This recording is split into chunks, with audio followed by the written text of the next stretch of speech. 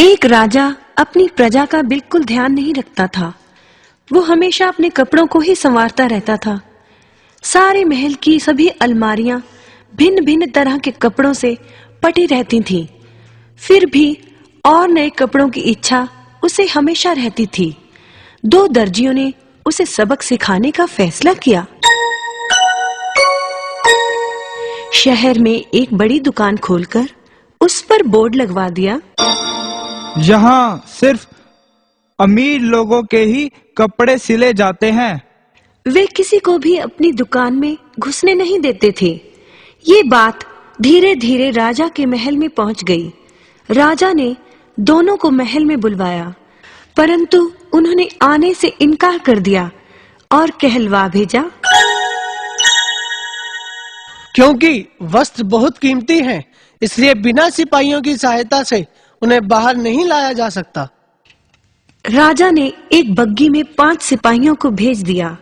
दर्जी एक सोने के संदूक के साथ बग्घी में बैठकर महल में पहुंच गए।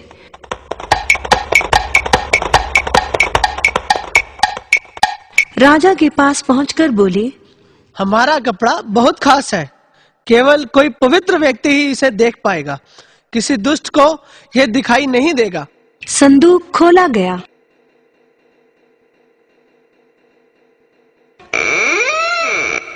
संदूक बिल्कुल खाली था।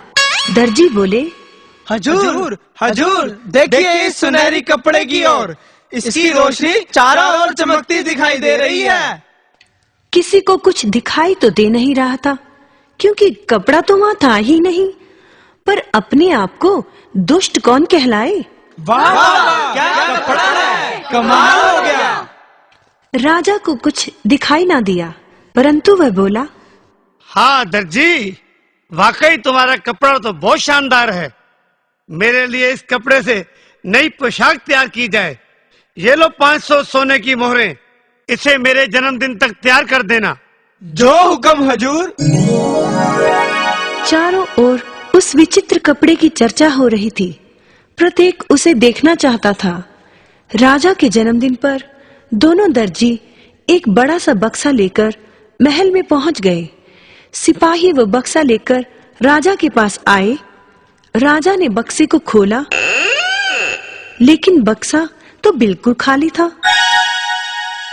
परंतु सिपाही बोले, अरे वाह, कितनी सुंदर पोशाक है।